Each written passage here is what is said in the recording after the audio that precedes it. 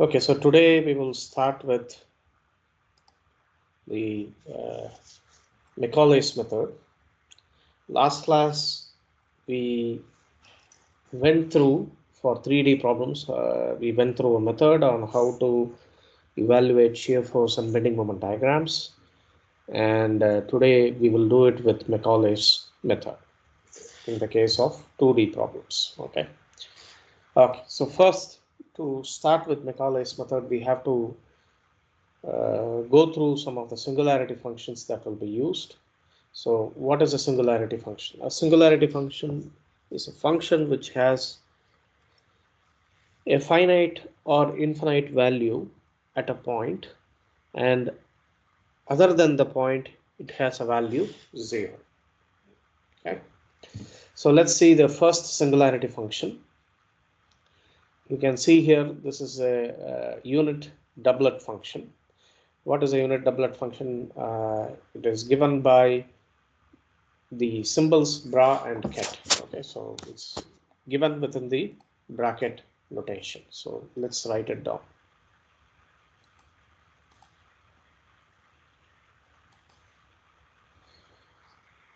This is 9 and section 01.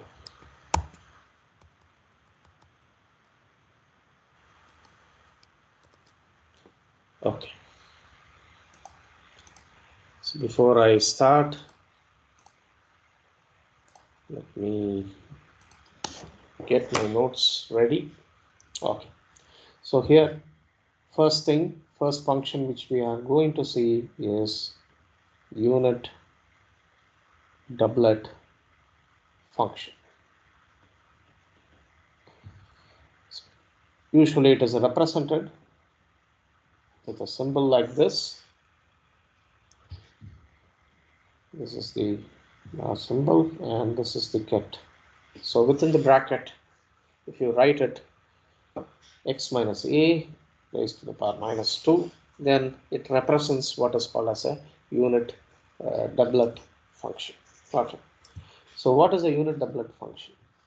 You take any point to the slightly to the left, let's say, separated by a very small distance. Here we have a force pointing upward and another force pointing downward from the point slightly towards the right. So we can say this distance here is 2 epsilon. Okay. So when you have a force very close to each other with epsilon tending to almost 0 value, it is not 0 value but tending towards 0, the resultant is you are going to get a couple like this around the point. Okay. So now what is the functional value this bracket function will take, especially unit doublet function? At x is equal to a, the moment is located and it takes a value 0 for x not equal to a, and at x is equal to a, it takes plus or minus infinity. The force which we are seeing here, this is plus infinity and minus infinity here. So if it is slightly less than x is equal to a, that is the point a, slightly less, then it is positive, slightly more, it is negative value. And that is what is given. When you integrate this unit doublet function with respect to x, you are going to get what is called as the unit impulse function. So here this takes a value 0 not equal to a and takes plus or minus infinity if x is equal to a. Integrate this function and you get what is called as the impulse function. So what is impulse function? Impulse function is also similarly written.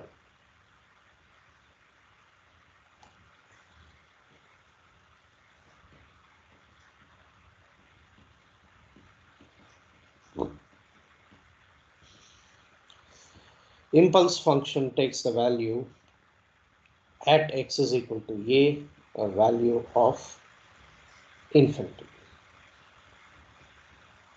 and 0 when x is not equal to a. Okay. So at the given point x is equal to a, in the positive direction, it has a value infinity. If you integrate impulse function, what do you get? In turn, you get another function which is called as unit step function. Okay. Integrate this. You get unit step function. What is a unit step function? It's also called Heaviside.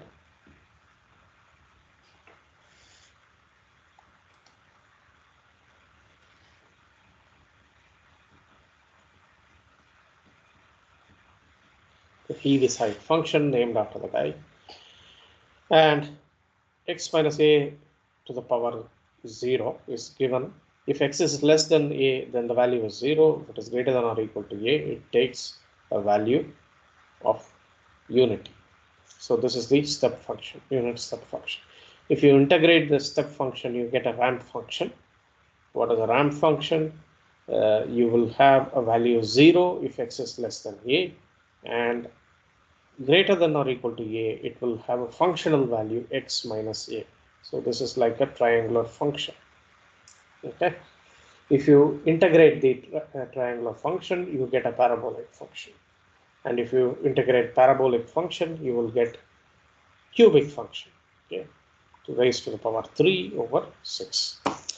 Okay. So how do we use these singularity functions? We use the unit doublet function to represent any moment acting at a given point. We use the unit impulse function, obviously, to represent the concentrated loads. If you have a uniformly distributed load, use the unit step function or Heaviside function.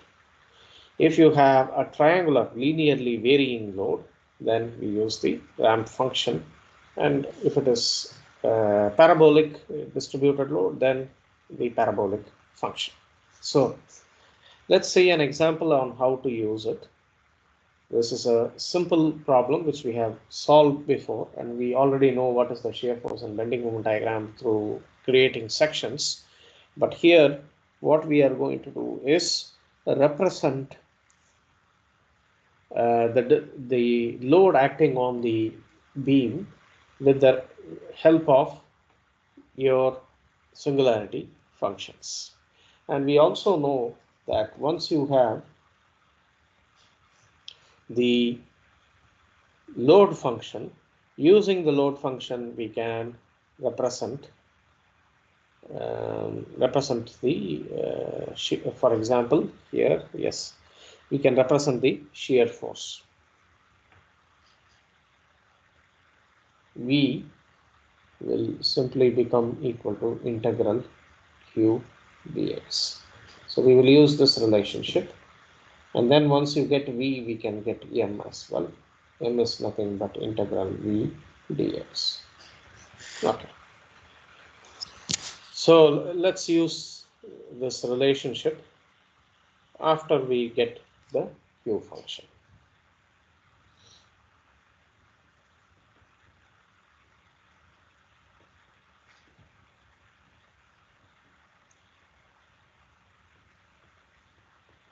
So let's first write Q. How can we write Q? Here we have R1 and R2 values. You have to write the equilibrium equations and figure out what are these values. Okay.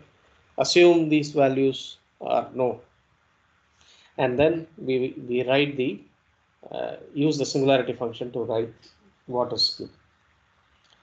So first I'm going to write R1 is the force acting at x is equal to 0.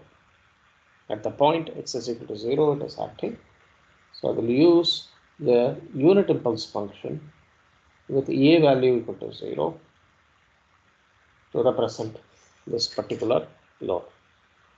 Now, as I go towards the right, at x is equal to 4 inches, I have minus 200 pound force. Okay, so I write it as minus 200. Again, I use the unit impulse function to represent that. Now, again, go towards the right. We have 100 in the negative direction.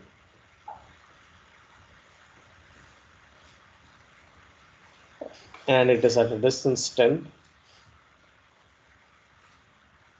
minus 1. And finally, we have R2 at the right end.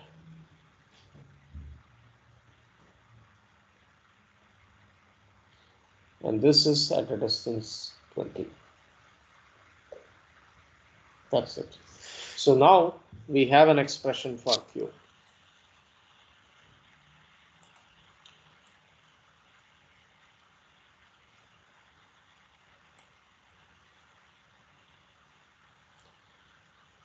You can write this expression here.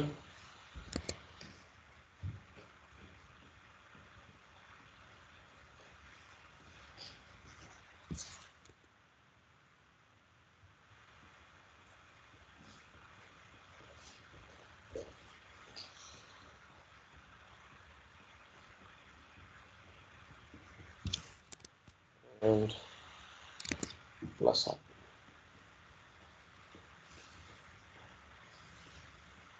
Okay. So now how do I get the shear force? Integrate Q dx. So integrate each quantity.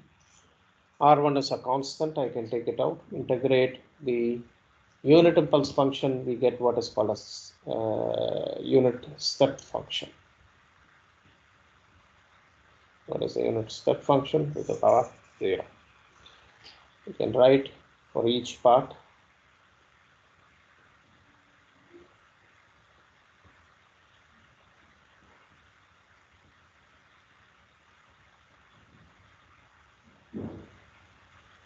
And then finally we have R2. You want the bending moment, we have the moment by integrating the V function. Integrated, and if you integrate the unit step function, you get ramp function.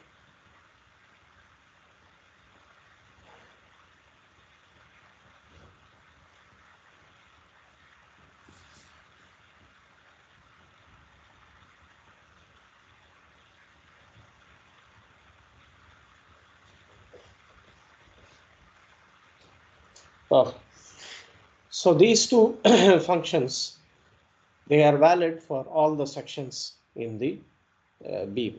Okay, so let's try. Let's take the first one and see what is the result we get in each section. We can pick V. Okay, and I want to see between 0 to 4 inches, X values varying between 0 to 4 inches. So just going to write it in the bracket. I want to get what is the function value, V. Go through the terms one by one. The value of X is here between 0 and 4. Okay. And what is this function?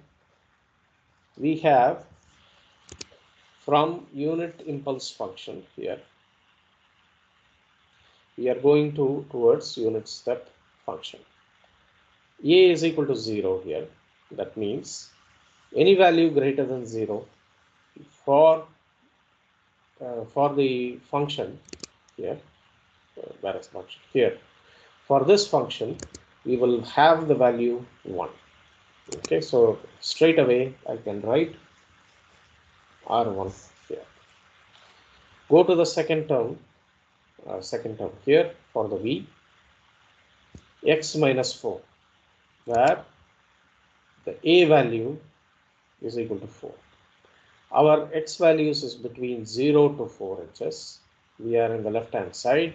That means this value here is 0. So this term disappears. Similarly, this term disappears, this term disappears. But what is the R1 value we evaluated for this problem?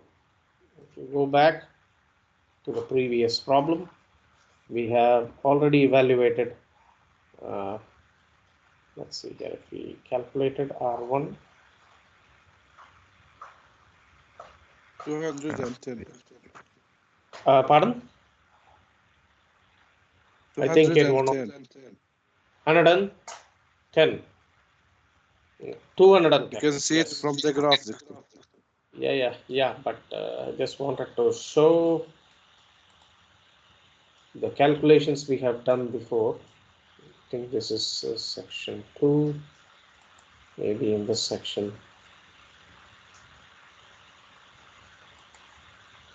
Okay. So somewhere we have done the calculations here. This is the calculations we have done. R1 is equal to 210. Okay. So we get the right value. You can check with the second section. If you go between the values 4 and 10 inches, you are going to get, in this case, first term is going to be R1, which is 210, minus, since the value is between 4 and 10, this particular functional value will take a value 1, and we get minus 200, and we get 10 pound force. As the result, the other terms obviously will be 0. Okay, so we can go to the third one. Again, we will see the same result, same kind of result. So equal to 20.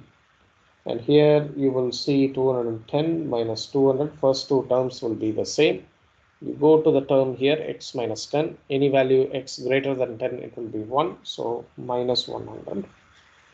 And the final value will be 0. So finally we get minus 90. So exactly the same value here. So in one step, we will get with a single function, using singularity functions, you can easily evaluate what are the shear forces in each section, what is the bending moment in each section. You can try the same thing with bending moment. We have ramp functions, and we can evaluate them. Okay. So in the case of a ramp function, you need to be a little bit careful in substituting the values. If you integrate, where is it? We already have the integrated value here. Okay. So if x is greater than or equal to a, we have to use the function x minus a. So in substituting the values, and we will get the moment diagram. Let's go for another example here. So for this particular example, what we have here is a force and the moment acting right at this point. Right in the middle, we have a distributed load, and then we have a moment towards the end. But before I go here, there is a point I forgot to mention. If you observed in this problem, the last term here, I'm going to put the square brackets, square within the square. These two last terms, if you see, they do not contribute to your shear force or bending moment at all. So this means whatever value I have here in the last part, it may not contribute to this, and we can simply eliminate this last term in the equation. So we will do that towards the last problem.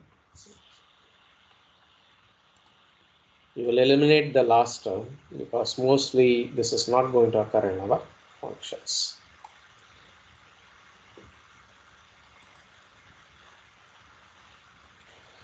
So let's write the function q for the problem given here, the next problem. Okay. Now assume we have found what is the bending moment and R1 values. Let's see here. We can easily find, let's try to solve for it. R1 should be equal to, so this is 7 and 3, so this distance is 4, 20 times 4 and 80 pound force. And if you want to find the bending moment, take moment about this point. You get M1 plus 240 should be equal to 0. Now we need to write the equation M1 plus 240 and minus, we have 20 times 4 is 80. And let's assume the resultant load is half the distance here. So this is 2 inches. So 3 plus 2 is 5 inches. Here it should be equal to 0, and we get the bending moment 400 on the right hand side minus 240, 160 pound force inches. So these are the values for R1 and N1. We will require them. So let's write an expression for Q. We start at this point. Since R1 is an concentrated load, we use the unit impulse function to represent that. R1 is equal to 80, so I'm just going to write it as 80. It is acting at the point x is equal to 0, and we represent unit impulse function. The moment M1 on the left hand side, okay, it is counterclockwise. Let's go back to the unit doublet function, and we see it is positive if it is clockwise. Okay, so we have to represent it with a negative sign here if it is in the anti-counterclockwise direction. We have seen that the resultant moment value, which we calculated here, it is positive value. That means M1 is in the counterclockwise direction.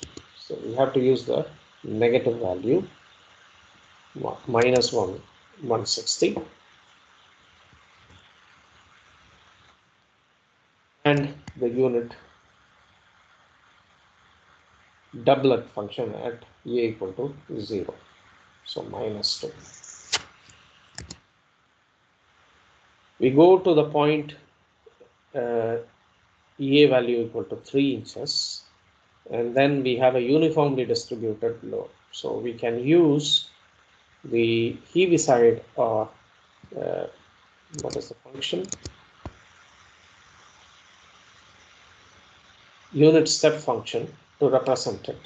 But when we look at the unit step function, for any value x greater than or equal to A, in our case 3 inches, A equal to 3 inches, the value of unit step function is 1 right after x is equal to A to infinity.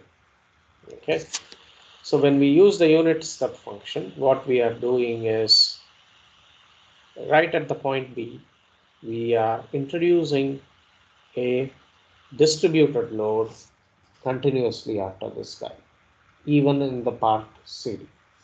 Okay, so let's say we add this function in that way. Also, if it is pointing upward, it is positive. Since it is pointing downward, we need to put a negative sign. 20 x minus, the location is 3 inches starting at this point, and then it is a step function, so we put 0.0. Now since we added an extra load right after the point C, we need to remove that load. How do I remove that load? I introduce a force of equal magnitude distributed load of equal magnitude in the opposite direction. Yeah. Okay. If I do that, both these forces will get cancelled. So let's do that. We add plus 20 from the location x is equal to 7 inches. X minus a equal to 7 inches. So now it is cancelled. But even if this load is repeated after this point, it doesn't matter. Anyway, they cancel each other and it becomes 0. Okay, so finally at this point, end point, we have a moment. But we have seen in the previous problem, the load acting at the end point here do not contribute to any of the shear force or bending moment values. So now let's integrate this quantity. I will neglect the last term. We do not need that. So let's obtain V as integral q dx, and what we are going to get 80. The impulse function becomes step function. The doublet function becomes impulse function. And then we have unit step function turning into a ramp function in the next two terms. So this is your shear function. We can try what are the values we get. Let's take V evaluated between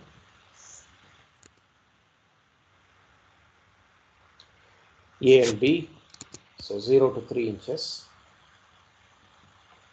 Let's calculate this. Since the x value is greater than 0, the first step function will take the value 80. Okay. What about the second case? This is the unit impulse function.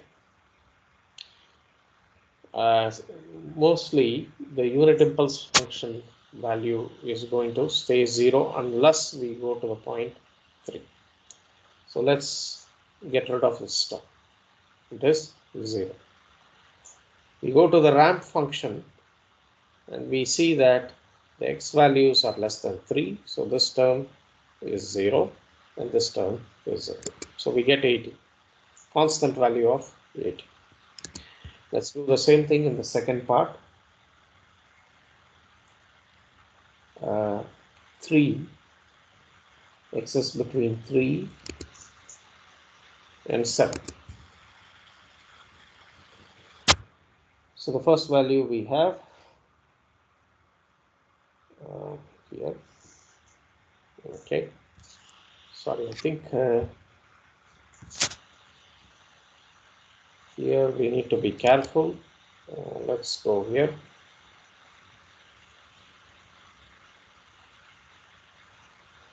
We have the impulse function.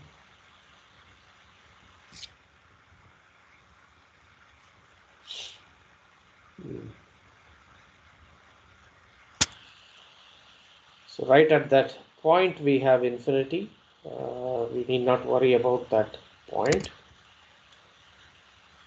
So except at that point, the value where the value is infinity, we will not worry about that point. Let's just put instead of equal to greater than that value. So this term will disappear. What else we have? We have the term 20.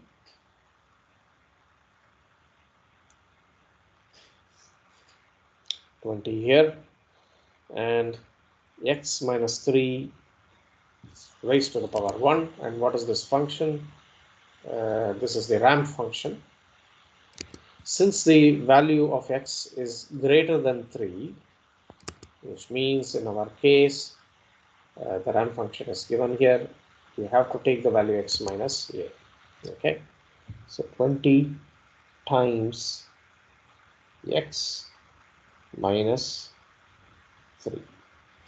And the last function is obviously 0. So let's write it here. 80 plus, what do we have here? So 80 plus 23 times 3 is 60 minus 20x. 140 minus 20x. Okay, so x is between certain values. So let's just check against the values. At x is equal to 3, the value should be 80. Okay, so if we substitute x is equal to 3 here in this equation, we will get 80. No issues here. Let's substitute x is equal to 7 in this equation. We have 140 minus 140, and it's 0, and it is a linear function. Exactly same. So let's try between the values 7 and 10. So what is the value we are going to get? 80. Second term disappears. Minus 20 times x minus 3. We will have this value plus 20 times. Since it is between 7 and 10, the values of x here, we have to replace the function x minus 7. So we have 80 minus 20x plus 60, and we have plus 20x, and finally we have minus 140. Okay, so we can see here these two terms cancel, and 80 plus 60 is 140, which cancels, and we get a 0 value for the shear force. Okay, all the terms cancel and we get the right expression. Now we can integrate the same quantity and also obtain moment. Write the equation for moment. You can see here, integrate the step function, we get ramp function.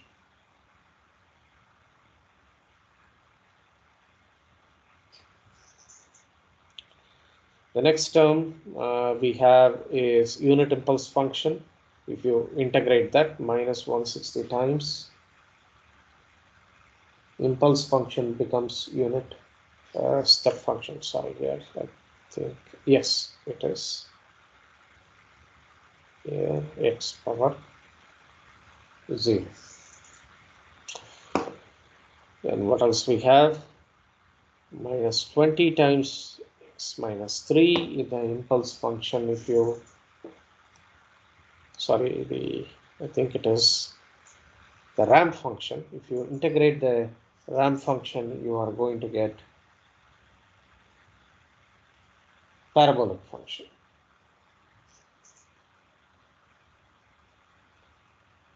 Three whole square you have divided by 2 terms. And again, we have the ramp function, we get a parabolic function here. Minus, or is it plus 20 times x minus 7 square over. And if you calculate the function here for moments, you will get the appropriate functional values. We can try that.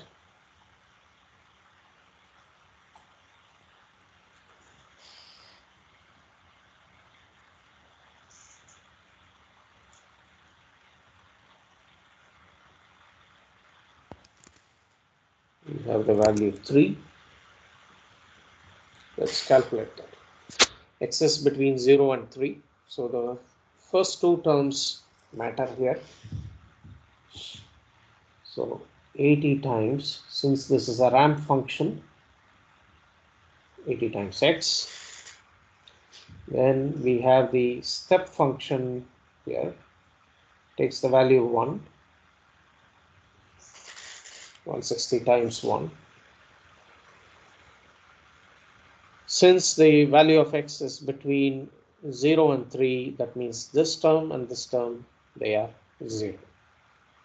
The parabolic quantities are 0. So we have 80x minus 160 here. Substitute 0 value, we get minus 160. And it is a linear function between this range. Substitute x is equal to 3, we get 240 minus 160, which is about 80. 80, value of 80 here, right, at this point. We have the ramp slope or ramp function right here. We can try the function value between 3 and, let's see, 7 inches. So we will have 80x as usual minus 160 here, and then the fourth term will be 0, but the third term has to be counted between 3 and 7. Since it's a parabolic function, what is the value it will take? It will take the value x minus 3 square. Okay, we have 20 over 2, so we write it as minus 10 times x minus 3 the whole square. So that will be the value. We can check what happens. We substitute x is equal to 3, this term will disappear, and we will get the same 80, value of 80, right at this point. Let's check the value at x is equal to 7. So if you substitute, we are going to get 560. 560 minus 160 is 400. And we can substitute 7 here. 7 minus 3, we can calculate this quantity at x is equal to 7.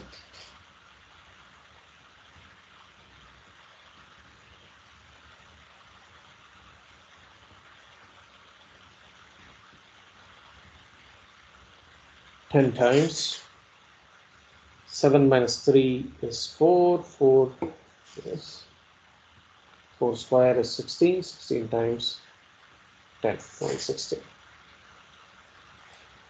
So we have here value 400 minus 160, again 300. 300 minus 60 is 240.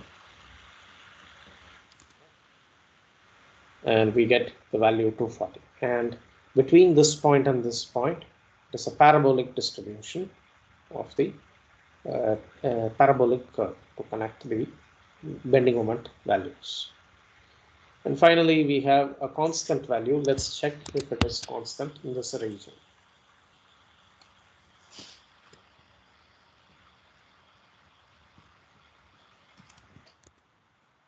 Equal to 10.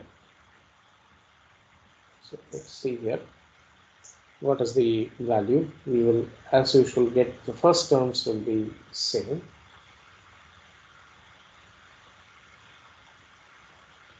As before, but the last term must be included, which is this one. So we have plus 10 times, and we are going to have x minus 7 the whole square.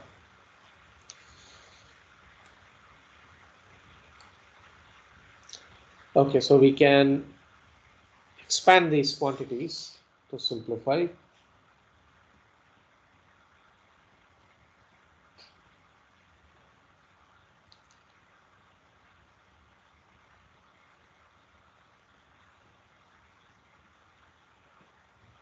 And then we have here x squared minus 14x plus 49. You can clearly see here we have minus 10 times x square plus 10 times x square, these two terms, they cancel each other. We can try to simplify other terms. We have 80x here. We have minus of minus becomes plus 60x. 80 plus 60, and 80 plus 60 is 140x. 140x minus 140x here. These terms, they cancel each other. So we can cancel off 80 here, 6x and 40x. So what we are left with is minus 160 here term. Then we have minus 90. So that will be minus 250 plus 490.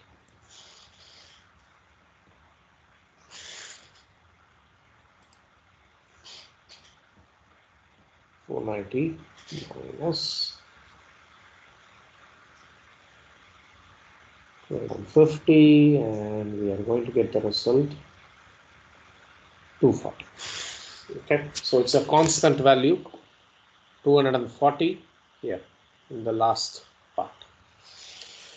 So we get the right expression for the bending moment and the shear force from this example. You can see that. Okay. Okay, so let's go to the next topic. How do we define stress? So this is very important. You need to recall how we design stress. Normally, first we will deal with symbols to be used. Normal stress is usually referred to by the sigma symbol. Okay, so this is sigma. Greek symbol sigma is used to refer to normal stress, and any tangential shear stress is referred to by the symbol tau. What is the difference between normal stress and shear stress? Can one of you tell me? The direction of the force. What is the direction of the force in normal stress? Towards the surface. Towards the surface? What do you mean towards the surface? I mean it's perpendicular to the surface. Perpendicular to the surface. Yes, that's right. So in the normal stress, the force acts perpendicular to the surface. In the shear stress, the force is a shear force. That means it is acting on the surface. Okay, parallel to the surface. So that is the difference. How do we define stress? What is the formula for stress?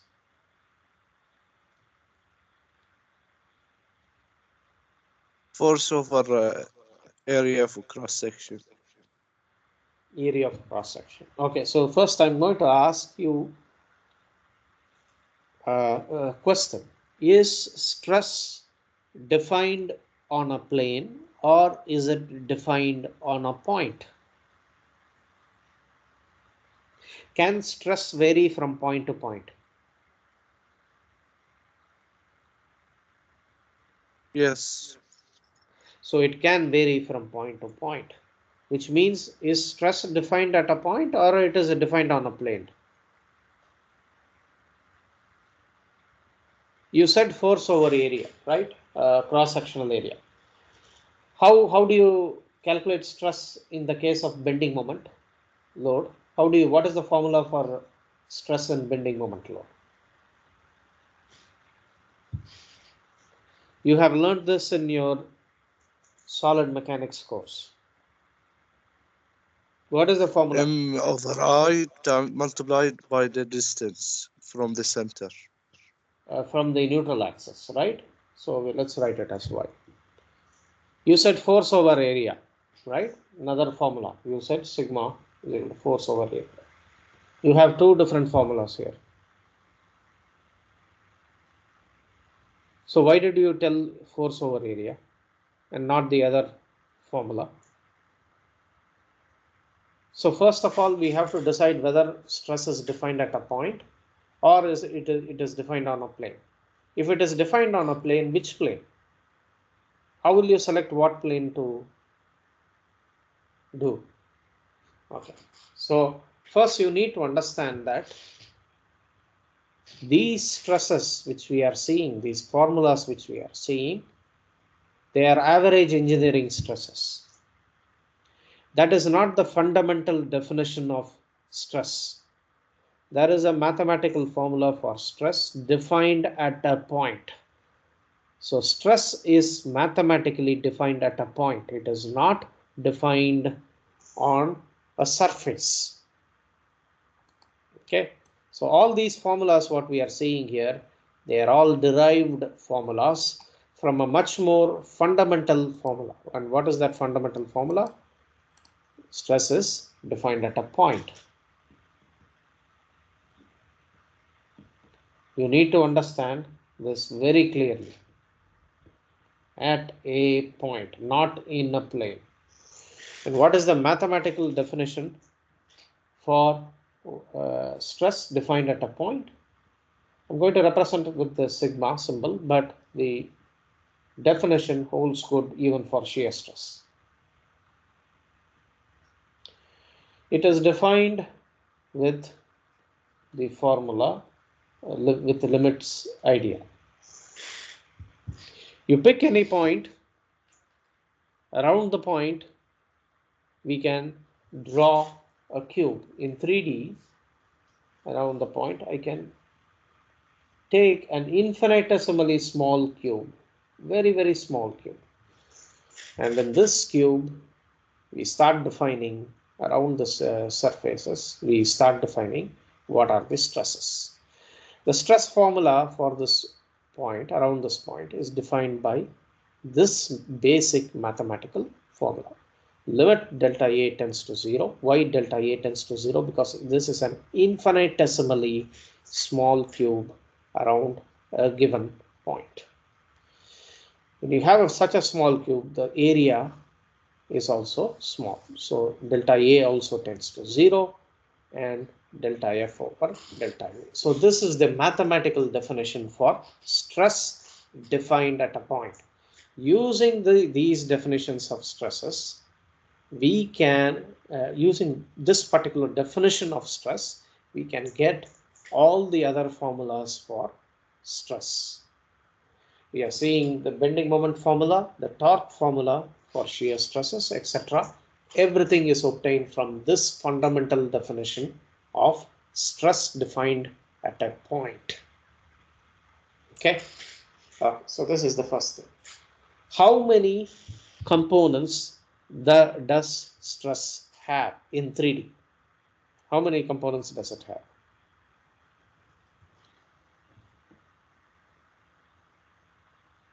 Nine. Take 9 components.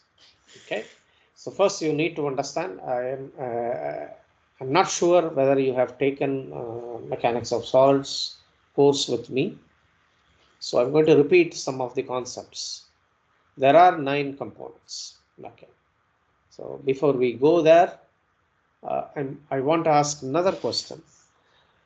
What is the difference between stress and pressure? What is the difference between stress and pressure?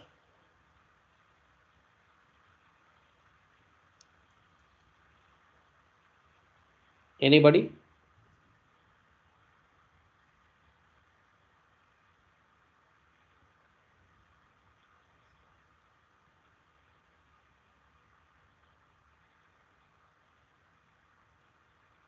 Have you guys heard of the term pressure in your fluid mechanics course? Yes. Are you guys there? Yes. So what is pressure? How do you calculate pressure? Is pressure defined at a point or as a particular surface area? Surface area. Huh? No. If you take any fluid, at each point inside the fluid, there is pressure, correct? So pressure is also defined at a point. What is the formula?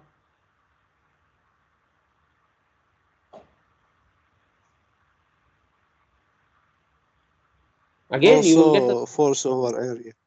Oh, yes, you are going to get a similar definition, same. You are going to get force at a given point over area. But what is the difference between these two, guys? You are going to get the same unit, same everything. So why do we need a definition of stress? We can use the pressure definition. What is the difference between the two?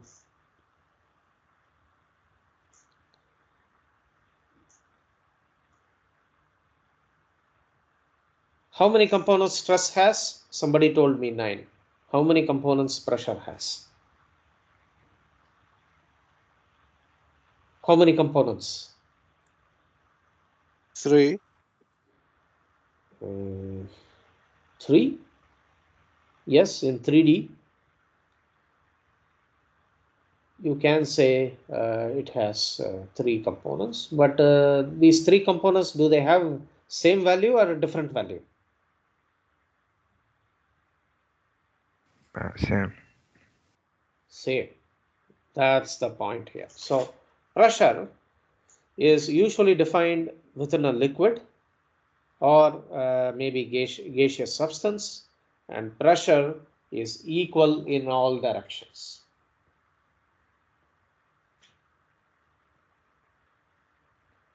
Another point, is pressure shear in the shear direction or normal direction? Pressure always perpendicular to the surface. Always what to surface?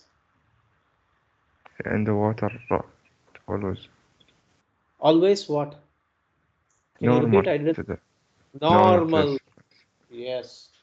So normal. It is always normal. Normal to the surface. Whichever direction you take within the fluid or gas, it is always acting normal. And it is equal in every direction. So pressure is a scalar quantity. So now we go for definition of different types of quantities.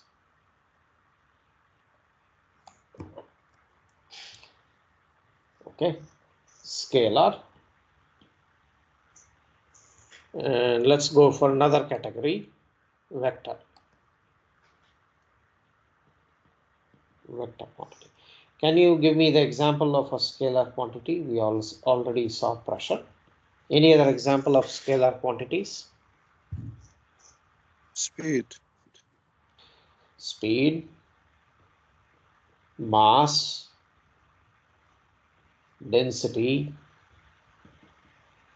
charge of a particle, things, these are all scalar quantities. Okay. What about vector in 3D? Let's in 3D, how many components does a vector have? 3. I and J and K. Yes, so 3 components, I, J, K components. Examples of vector? Velocity, acceleration, force. Velocity, acceleration, and most fundamental, very fundamental quantity, we always use this force as 3 components. So let us say if I want to, let's say I want to represent temperature at a point. The scalar quantity will be represented as T. If it varies with position x, y, z, then it becomes a function of x, y, z. And the value will be a particular value. Maybe at a given point, A, it can take a value of 100 degrees centigrade. So it's just a single value. But when you write a force vector at a given point A, we write it as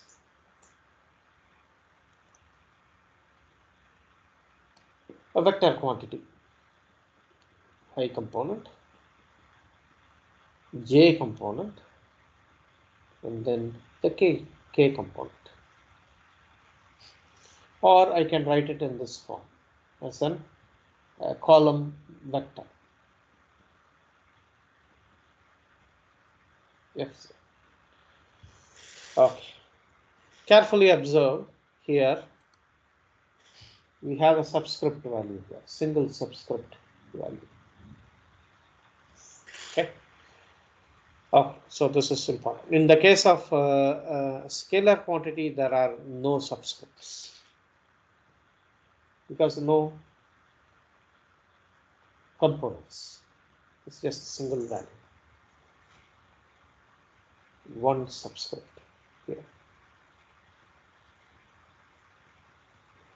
Okay, so now let's go for stress. We have already seen in the case of stress, we have seen in 3D, it has 9 components. So how do you represent stress? I'm going to use with a double bar. For vector, we use with a single arrow on the top. I'm going to represent stress with a double arrow, not an arrow, but double bar quantity. And how do we write the stress components? If you recall from your solid mechanics,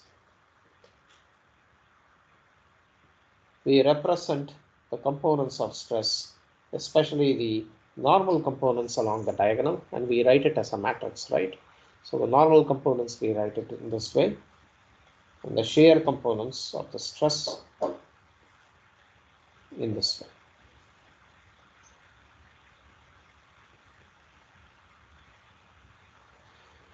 And what we see here is we have two indices or subscripts. Every component has 2 indices. Okay, so now my next question is, what is stress? Is it a scalar? Is it a vector? What is stress here?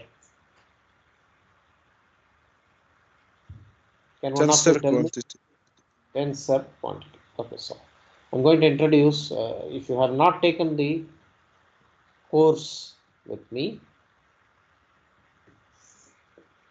stress is not defined as a scalar or vector. It is something higher than a scalar or vector. Why is this the case?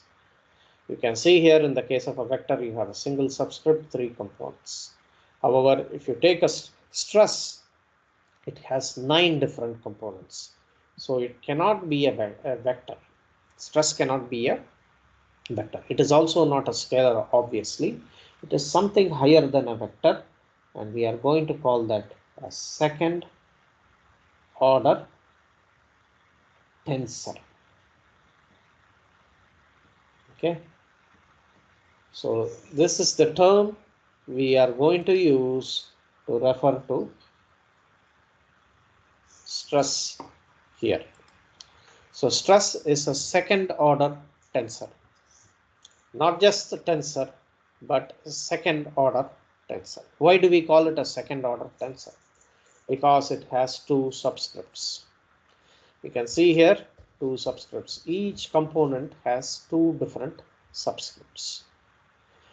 Each subscript refers to a direction. I will talk about the directions later, but you can take from here, there are 2 different directions given here. Okay, and because of that, it is referred to as second order tensor. So what is a tensor? A tensor is a general term for all categories of variables. We can use the name tensor even for a vector quantity. By looking at the number of subscripts here, which we have only 1 subscript, I can refer to the vector as a first order tensor. Okay, so vector is also called first order tensor.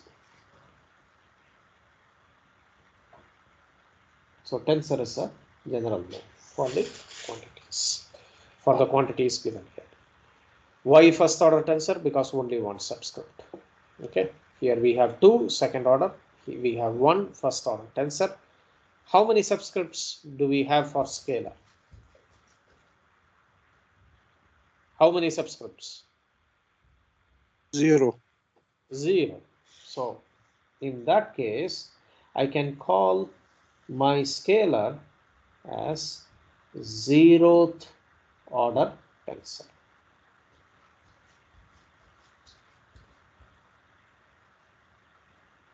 Okay, so it can be called as 0th order tensor.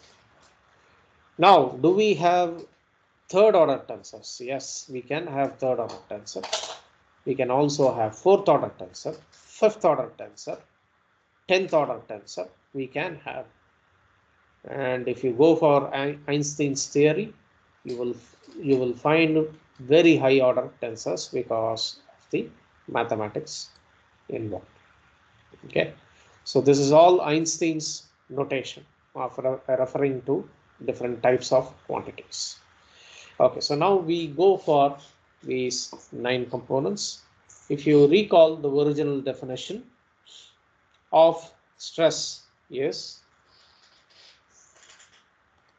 in the mathematical terms, we have already defined limit delta A tends to 0, delta F over delta A. Okay. So how do I use this definition to get these components? Let's go back to the slide and take a look here. I take a point, and around the point I have an infinitesimal cube. Around the cube we have these surfaces. Let's take the surface perpendicular to x-axis. On the surface we can define 3 components of stress. What are these components? One is the normal component. We will call it as sigma xx. Okay. And we have 2 shear components, tau xy and tau xz. So how did we get these components? It's very simple. If you take any surface like this, be it perpendicular to x-axis, y-axis or z-axis, we will have a force acting at that point. Okay, so we can represent that force on this plane acting in a certain direction. I don't know what is the direction. The direction of the force could be anything. In that. Now I can take 3 components of these force. One perpendicular along the direction of x, one along the direction of y, one along the direction of z. And I can write the stress on that plane. Okay, I can write the stress on that plane. So first, let's say I'm taking the component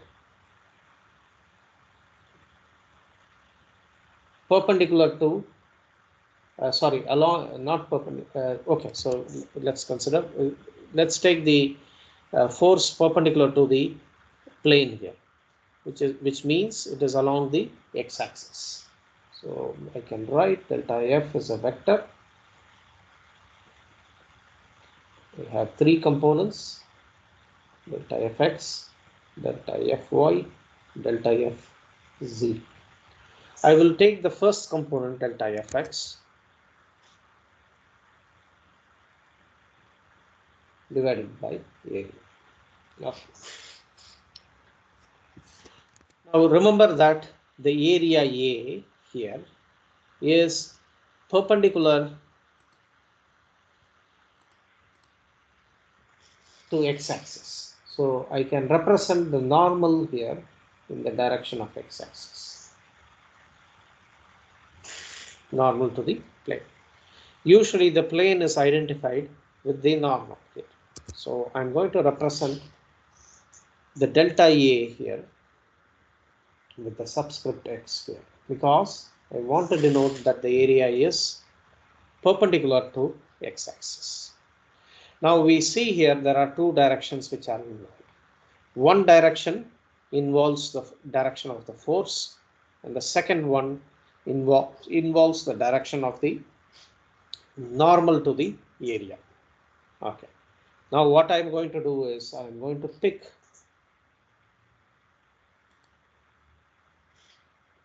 the subscript x which is given to the area, take it and transfer it here and write it as x, one of the subscripts to the component, to the stress component. I will take the second component from the force, the subscript of the force, and give it as the second subscript to my stress. So the first component of first subscript of stress denotes which area I have selected. So in the first row here, you can see my first subscript is always x. That means in the first row, I have the components of stress on the plane perpendicular to x-axis. If I go to the second row, it is the first subscript is always y, which means I am selecting the plane perpendicular to y-axis. Okay, so that is the first subscript.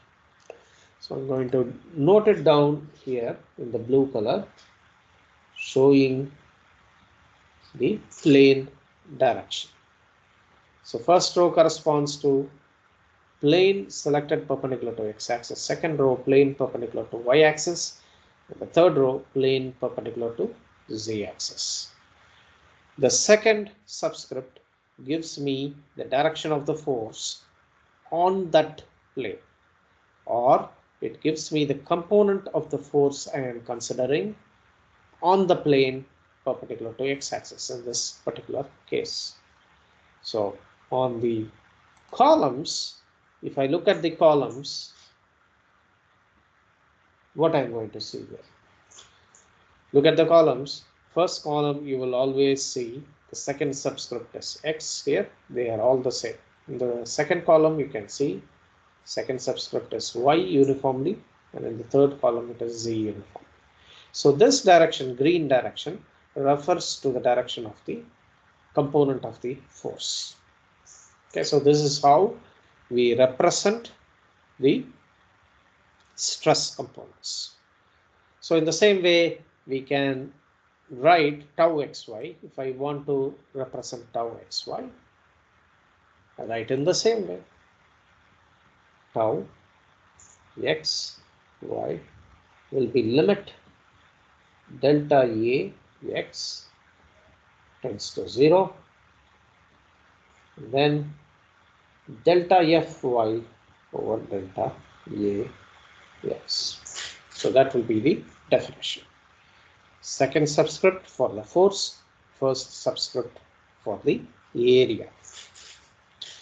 Okay, so is this clear?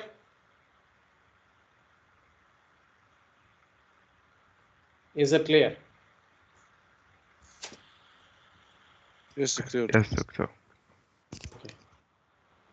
Okay, so in that way, we have 3 components here, 3 components here, 3 components here. We have totally 9 components for stress. Okay.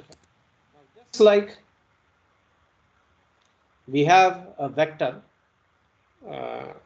for the 3D vector, we have 3 different components for complete representation of a force. In the same way, for complete representation of stress, we have 9 components. What do I mean here by complete representation?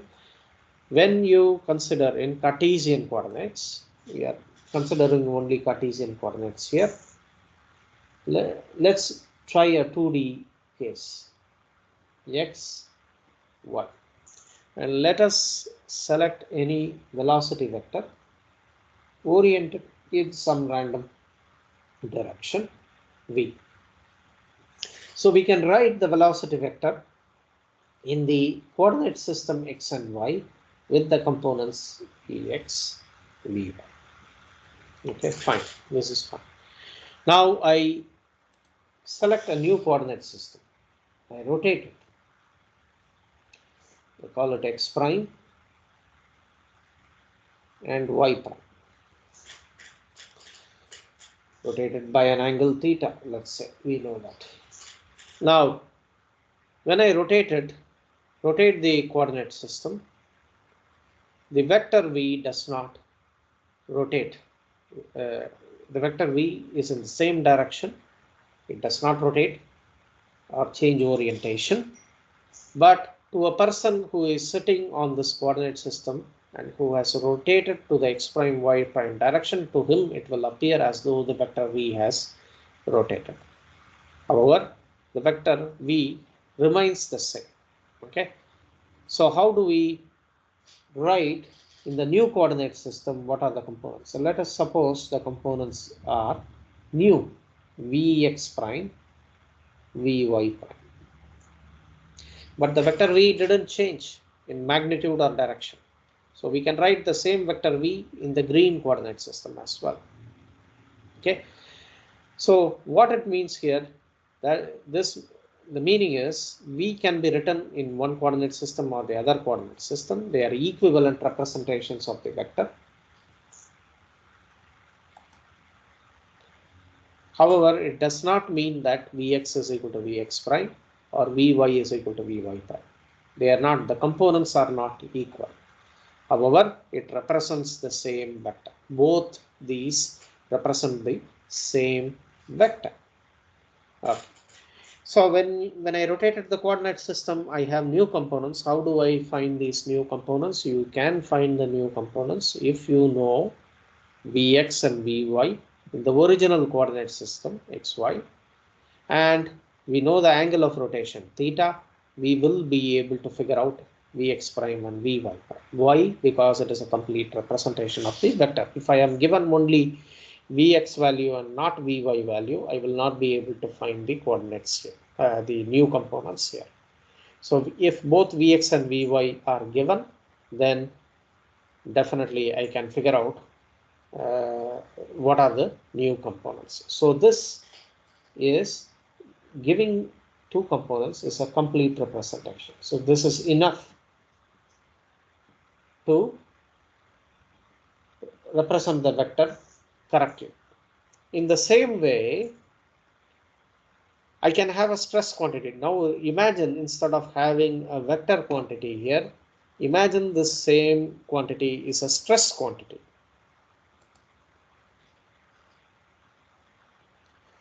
The stress is not going to change around the point. I can rotate the axis here, and what will happen, just like the vector quantities, the components of the vector quantities change, in the same way the components of the stress quantity is also going to change. Okay, however, if I have all the 9 components like these 2 components of stress, I can find the new component in the green axis, new component of stress in the green axis as well. To find the new components, if I have all these 9 components of stress, then I will be able to figure it out, provided I know the angle of rotation in the 3D case. Okay, so if I know the angle of rotation, I can figure out. So at a given point, by rotating the coordinate axis, what I find is the stress quantities, they change. And if I rotate it in a particular direction, known as the principal direction, I'm going to find that all the shear stresses, they go to 0, and I have only the normal stress values, and those will be the principal directions. Now let's take a 10-minute break. We will meet again at 9:30. Okay, 9:30 we will meet again. I'm going to give you guys a 10-minute break.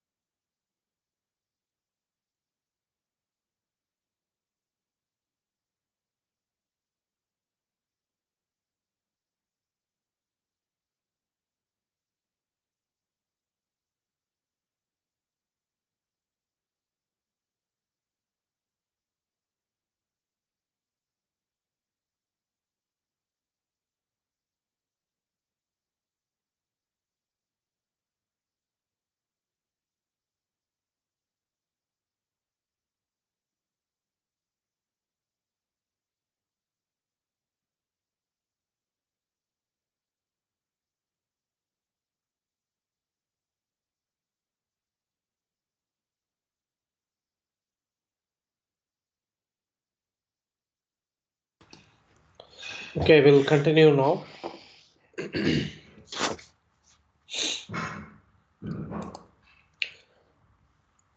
Okay, so we were talking about the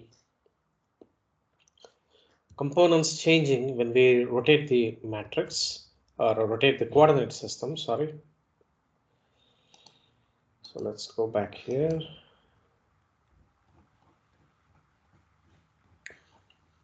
Okay. Now, in a particular direction, I told the stress components get maximum. We can get a parallel to that in terms of vector.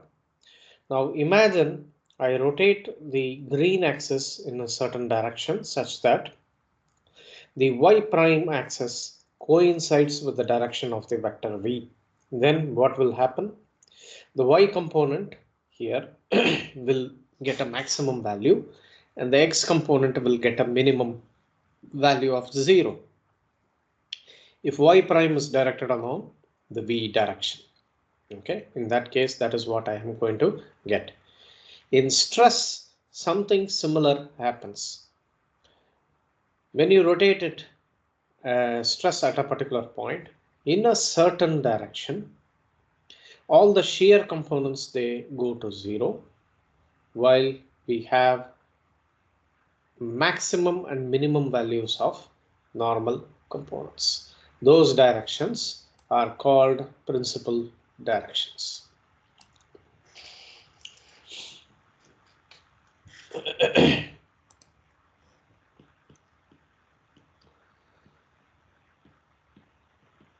Principal directions.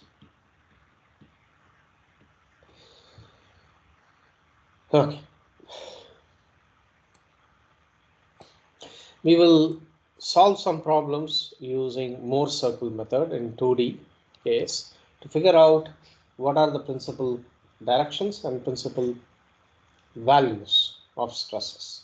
So in principal directions, the same stress tensor given at a point becomes like this. It will assume maximum and minimum values and all the stress components, shear stress components, they become 0.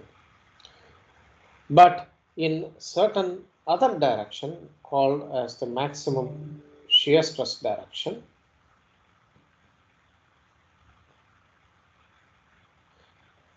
you will have maximum shear stress. Okay, you will have all these stresses are stresses at the same point. Okay, just by rotation we are getting different values. So in different direction, maximum shear stress direction, mostly you are going to have the same normal stress and you will have maximum values of shear stress, maximum and minimum values of shear stress.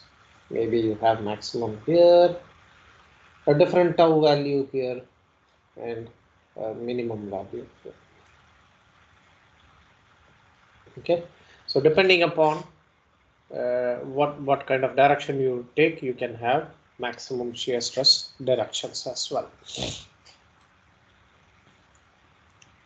Okay, we will exactly see how to find these directions later. There is another important topic on sign of components of stress. This is very important. You should know how to fix the sign, whether it is positive or negative. How do we do that?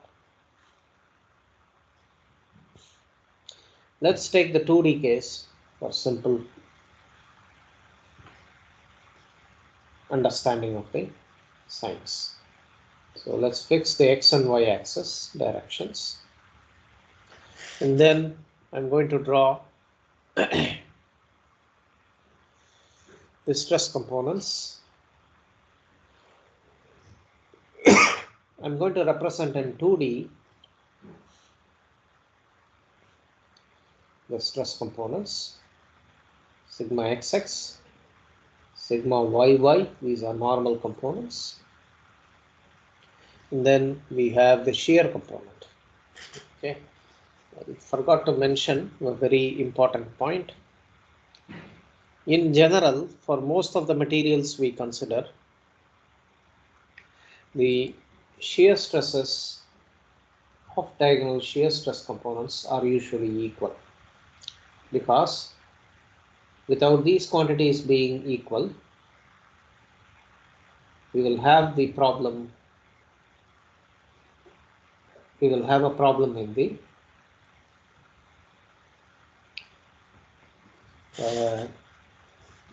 balance of momentums. Okay, so considering the balance of momentum, we will see that these two quantities are equal as well.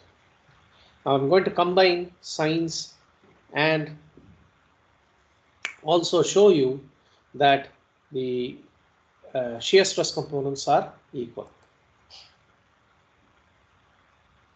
So I'm going to first represent tau xy component, and then we have tau yx component. On the opposite faces, usually the stress components are in the opposite directions. So here it is tau xy again, and this guy is tau yx. Since this is the y plane, the first index is y, second index is the direction. Okay, all right. So now first I want to show tau xy is equal to yx. How will I show that? Now any given point on the specimen or mechanical member, whatever we are considering, at any given point we can draw a small infinitesimal square element. This is the element around the point, and we can observe that if the whole body is under equilibrium, each point will also be under equilibrium. They have to be under equilibrium, otherwise it will be like sand falling apart. Okay, so since every point is in equilibrium inside a solid body, we can expect the forces to give equilibrium, to satisfy equilibrium equations. Now let's assume, okay, so let's go up here. Let us assume the area of cross section in each of these faces is delta A.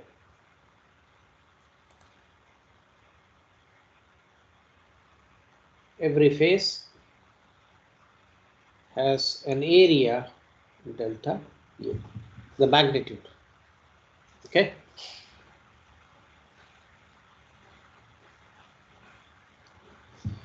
the magnitude of the area is delta U, and I'm going to assume also the dimension here is EA, this dimension, since it is a square, both the dimensions along A and X and Y directions are A. So having this, now we can find what are the forces which are involved in each section due to the stress components. If I take the sigma xx component, multiply by delta A, I will get the force in that direction. Similarly here, multiply by delta A. I can do the same thing for each of the components, including the shear components. Multiply by delta A here by delta A, and I will get the corresponding forces corresponding to the components of stress. Now I can see here from the diagrams, if I take sigma fx, what am I going to get? Sigma xx times delta A positive minus sigma xx times delta A. Both these forces cancel each other. What other x forces are there? Look carefully here, the shear component tau yx times delta A, and if I go below, I will also have tau yx, negative tau yx times delta A. They cancel each other, that is equilibrium, no problem on the x direction. Similarly, I can do on the y direction, sigma yy times delta A minus sigma yy times delta A. They cancel each other. This positive and negative quantity cancel each other. Along the direction y, we have tau xy here and tau xy here. Again, each term multiplied by delta A gives the forces, and they cancel each other. Positive tau xy delta A, negative tau xy delta A, they cancel each other. Sigma Fy is equal to 0. We have equilibrium. Now let us take moment about point here. We should not forget about moment about the origin here. Origin value. If I take moment about the origin, what do I get here? I see that sigma yy here in the positive direction and the negative direction will pass through right through the center here. They will not contribute to any moment. Similarly for sigma xx, it will not contribute to the moment. However, we have the shear forces, the four shear forces here, they will lead to rotation. So we need to calculate what is the moment. Let's write the moment about the center. I take the force here, tau xy times delta A leads to anti-clockwise rotation. Okay, tau xy times delta A times the distance here is going to be A over 2.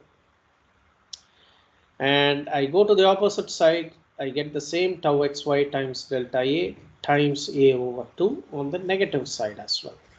And it leads to anti-clockwise rotation, so positive.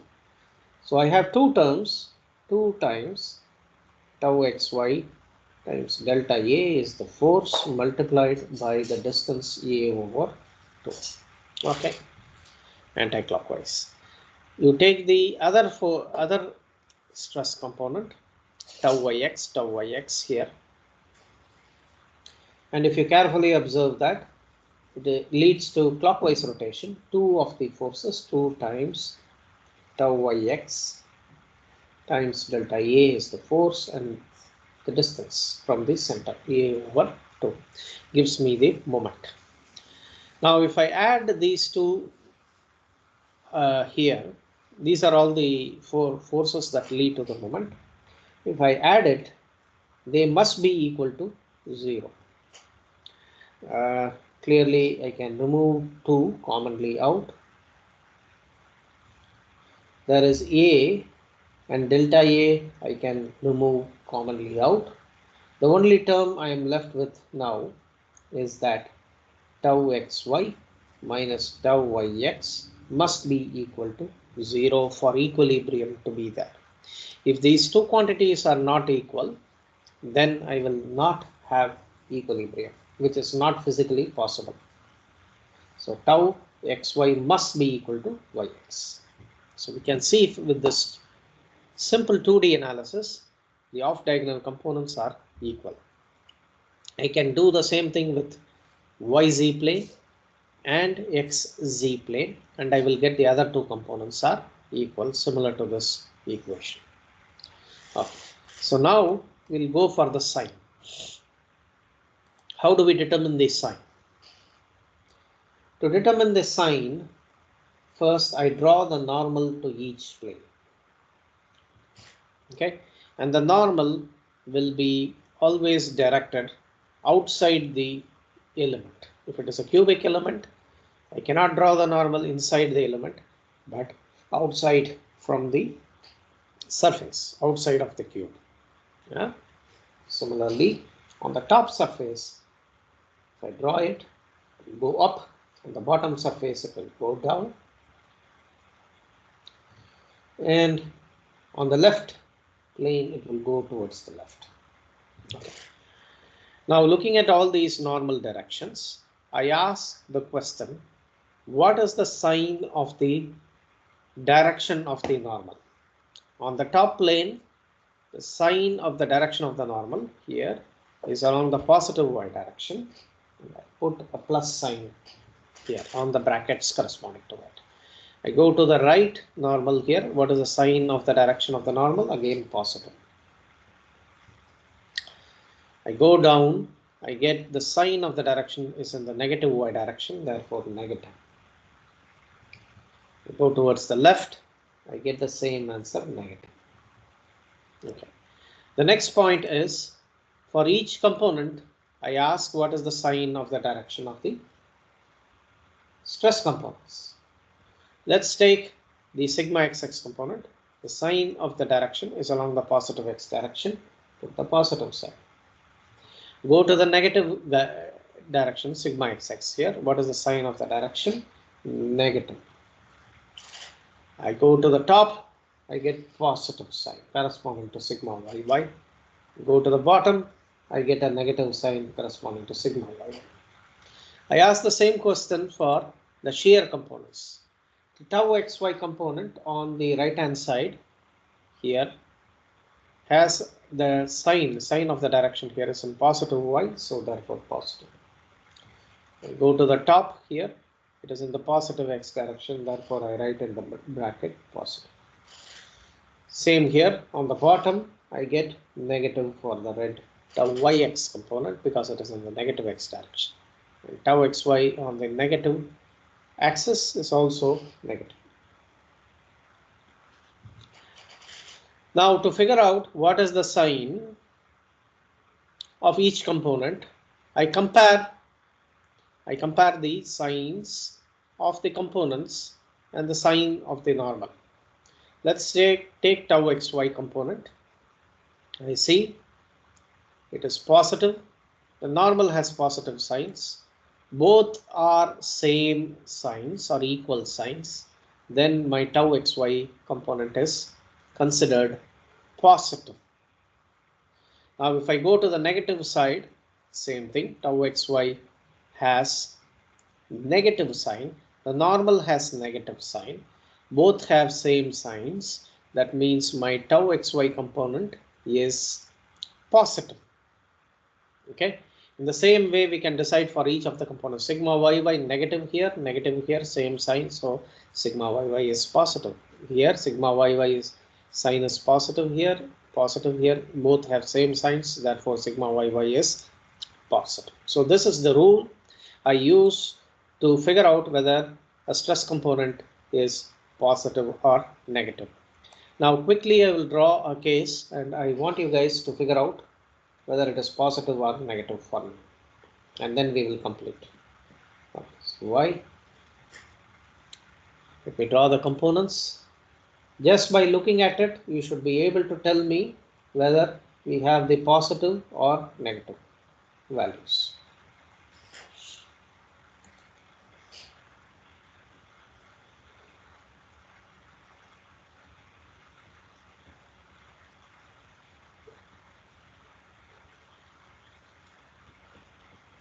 Okay, so in this 2D case, can one of you tell me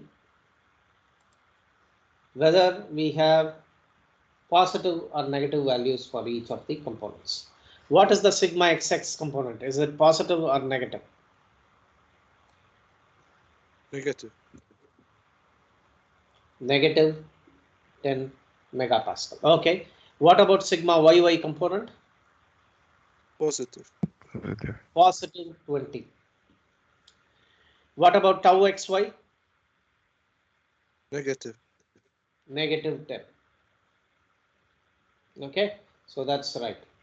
So clearly we can see here how to proceed with this. Very simple, draw the normals with the signs.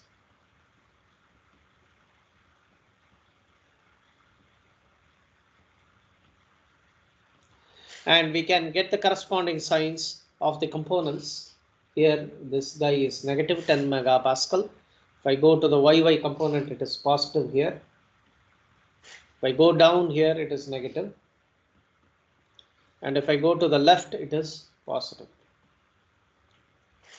And look at the red components, the shear components. If I go to the right, here it is negative. If I see here, it is positive. If I see here, it is positive. And if I look at here, it is negative.